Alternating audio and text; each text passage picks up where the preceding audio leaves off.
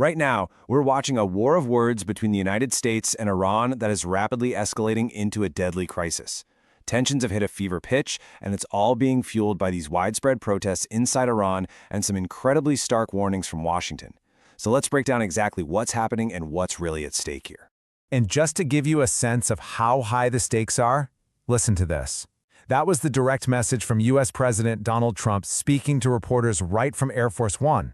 Now, this isn't just your typical political tough talk. This is a clear, unambiguous threat that has put the entire world on notice for a potential military conflict. And while these threats are being exchanged between governments, the human cost on the ground is, well, it's already staggering. Activist groups are reporting that this is the minimum number of people killed in the protests sweeping across Iran. And tragically, everyone expects that number to climb. So, what is Washington actually saying that's fanning these flames? Let's take a closer look at the official position coming out of the White House. President Trump is making it crystal clear that he is watching Iran's every move. He told reporters the way the government is handling these demonstrations is getting very close to a red line. And, in international politics, when you hear the phrase red line, that is serious business. It directly ties potential U.S. action to how those protesters are being treated. What's really fascinating here is the White House's strategy. It's multi-pronged. They're keeping all their options on the table. On one hand, you have the very clear threat of military force, which the president says they're looking at very seriously. But on the other hand, there's a door left open for diplomacy, with talk of a potential meeting. And then there's this very modern twist, a tech solution. They're actually looking into using Elon Musk's Starlink to get around the government's internet blackout. It's a mix of hard power, soft power, and now tech power. Okay, so that's the view from Washington. But what about Tehran? Well, from Iran, we're seeing this really interesting two-sided message. It's a mix of total defiance and a surprising bit of openness to talks.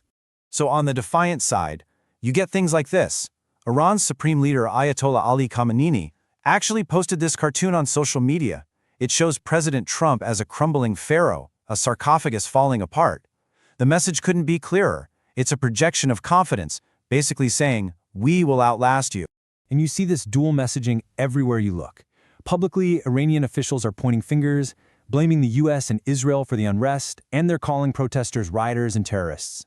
But then, behind the scenes, you hear that the very same government is signaling it's willing to negotiate. They talk about mutual respect in one breath, while declaring they're fully prepared for war in the next. It's a classic strategy, really. So, beyond all the political maneuvering and the threats, what does all this actually look like for the people on the streets of Iran? The reality is a severe and a rapidly growing humanitarian crisis. Just try to wrap your head around this number. According to the human rights activist news agency, that's their estimate for how many people have been detained. And that's just in the last 2 weeks. It's a sign of a massive, sweeping crackdown designed to crush these demonstrations. And if we break down the casualty numbers, the data tells a really stark story. Of the more than 544 deaths that activists have reported, the vast majority, almost 91%, are protesters. Now, the data also shows that 48 members of the security forces have been killed, which really just highlights how violent these clashes have become. All of this violence is just overwhelming the country's medical system.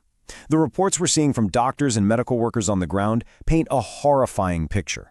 They're talking about overcrowded hospitals, emergency rooms that just can't handle the flood of wounded people, and morgues that are completely full. And to make an already desperate situation even worse, Iranian authorities just pulled the plug. They imposed a near-total internet blackout across the entire country. This information lockdown makes it incredibly difficult for people inside Iran to communicate with each other, and for the outside world to get a clear picture of just how bad the crackdown really is. So as you can imagine, with a situation spiraling like this, the world is watching very, very closely. The international community is now being forced to react, and global powers are starting to weigh in. The United Nations has now officially stepped in. An independent fact-finding mission is urging Iran to stop the violent suppression immediately. And listen to this. The mission's report says it has credible information that Iran's own Supreme National Security Council gave direct orders for a decisive and unrestrained crackdown on the people. And, of course, regional powers are on high alert. You can bet that Israel, a key U.S. ally and Iran's biggest rival in the region, is closely monitoring every development.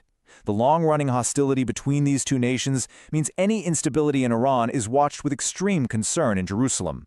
In fact, Prime Minister Benjamin Netanyahu has already been talking with the U.S. Secretary of State to coordinate their response. And so, we're left on a knife's edge, a volatile, totally unpredictable standoff. You've got military threats from one side, a brutal crackdown from the other, and millions of lives are caught right in the middle. The big question isn't just what happens next, but whether diplomacy can possibly find a foothold before this war of words becomes a real one.